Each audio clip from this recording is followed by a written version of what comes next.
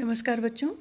नरोत्तम दास कृत सुदामा चरित खंडकाव्य की इन पंक्तियों में सुबुद्धि जी सुदामा जी से कह रही हैं कि दीन बंधु कृपा सिंधु भगवान श्री कृष्ण की उदारता सर्व विदित है।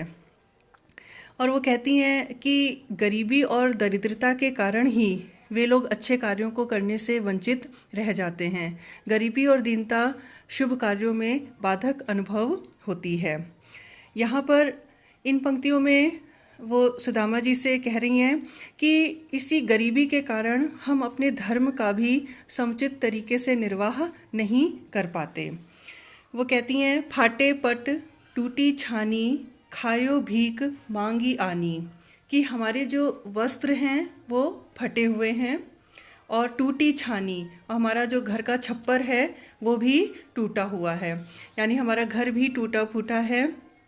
और खायो भीख मांगी आनी, आनी यानी कर्ण अन्न, और भीख में जो कुछ भी अन्न या भोज पदार्थ हमें प्राप्त हो जाता है हम भिक्षा मांग कर ही किसी प्रकार अपने जीवन का निर्वाह करते हैं। फिर वे कहती हैं, बिना यज्ञ विमुख रहत देव पितरई, और बिना यज्ञ करे हमसे देवता और पितृ भी खुश नहीं रहते। वो कहती हैं कि हम इतने दरिद्र हैं कि हम देवताओं और पितरों को भी भोजन अर्पित नहीं कर पाते, इसीलिए वे भी हम पे प्रसन्न नहीं रहते, हमसे विमुख रहते हैं। फिर यहाँ पर वे कृष्ण की उदारता का बखान करते हुए कहती हैं कि वे हैं दीन बंधु दुखी देख के दयाल वह हैं। यहाँ पर वो अपने पति को ये समझाने का प्रयास करती हैं कि आपके जो मित्र हैं कृष्ण हैं वो दीन बंधु यानी दीनों के मित्र हैं, दीनों के भाई हैं, और दुखी देख के और आपको इस प्रकार दीनहीन दरिद्र दुखी देख के दयाल वह हैं, वे अवश्य आप पर दया करेंगे। फिर वो कहती हैं, देह कछु भलो सो हो जानत अग्रतई, अग्रतई यानी पहले से ही, आगे से ही। उनकी पत्नी समझाना चाहती हैं कि ये बात मैं पहले से ही हो जानत जानती हूँ कि देहूँ कुछ भलो सो, कि जब आप उनके द्वार पर जाएंगे तो वो आपको ज़रूर कुछ भला अच्छा सा भेंट स्वरूप देंगे।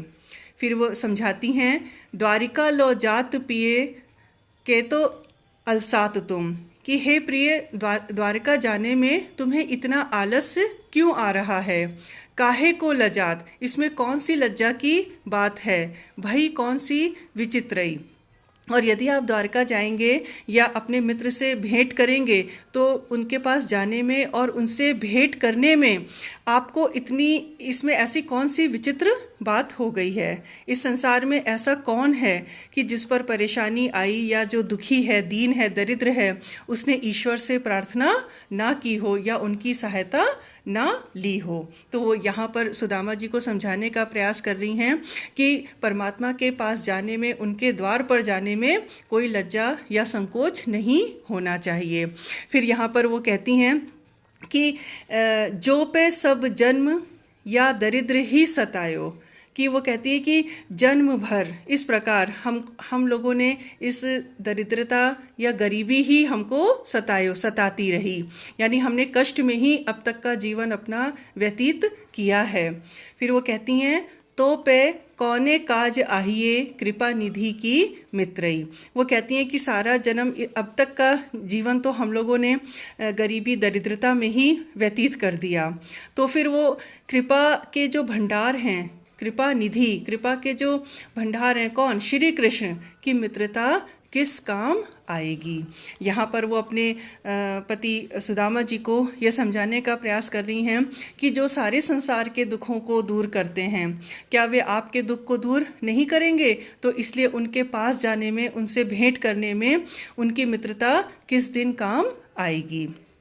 जब यहाँ पर सुदामा जी अपनी पत्नी की इन बातों को सुनते हैं तो वो कहते हैं कि मुझे और किसी बात का संकोच या आलस्य नहीं है।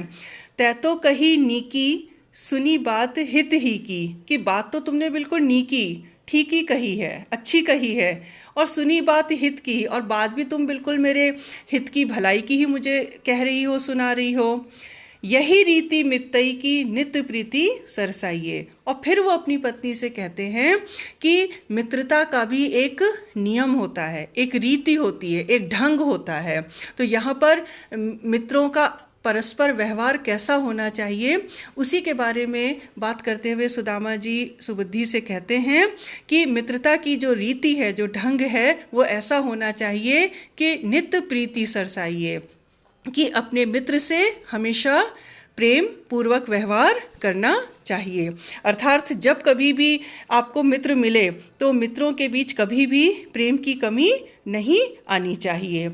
मित्र के मिले ते चित्त चाहिए परस्पर। और जब कहीं कभी आपको आपका मित्र मिल जाए, आपके मित्र से भेंट हो आपकी, तो चित्त चाहिए परस्पर। तो आपको उसको हृदय से लगाकर उससे प्रेम से मिलना चाहिए। यानी आप उसको अपने गले लगा लीजिए, अपने कंठ से लगा लीजिए, बहुत प्रेम से अपने मित्र से आप भेंट कीजिए।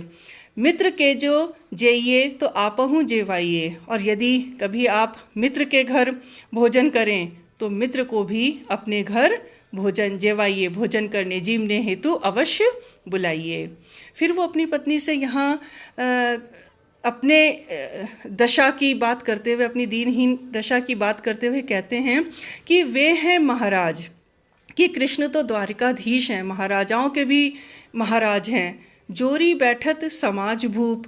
और वो अपने दरबार में बड़े बड़े राजाओं का समाज उनका जुड़ता है, बैठता है।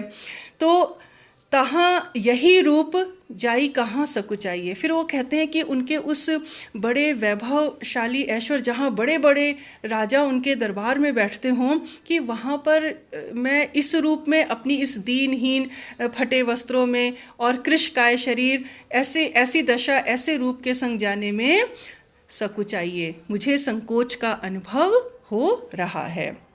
फिर यहाँ पर वो अपनी पत्नी से कहते हैं कि सुख दुख करी दिन काटे ही बनेंगे भूली। कि ये जिस प्रकार हमने अब तक का अपना जीवन काट लिया है, उसी प्रकार कभी सुख कभी दुख करते हुए ये दिन भी कट जाएंगे, ये दिन भी समाप्त हो जाएंगे।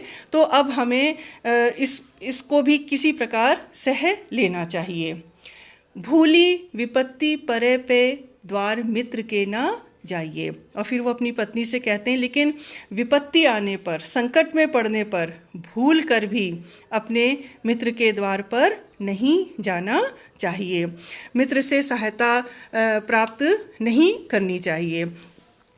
इस प्रकार हम देखते हैं कि सुदामा जी यहाँ पर बहुत, चूँकि अब उनका जीवन की तीसरी अवस्था में पहुंच गए, आयु की तीसरी अवस्था, वृद्धावस्था की ओर अग्रसर है, इसलिए वो अपनी पत्नी को समझाने का प्रयास कर रहे हैं कि इस थोड़ा समय भी हमारा सुख दुख करते हुए व्यतीत हो ही जाएगा। और वो अपने स्वाभिमान की रक्षा करना चाहते हैं, इसीलिए मित्रता की जो ढंग है, जो नियम है, उसको भी उन्होंने अपनी पत्नी को समझाने का प्रयास किया है कि मित्रता केवल एक तरफा नहीं होती है। धन्यवाद बच्चों। इसके आगे हम लोग अगले अंक में पढ़ेंगे।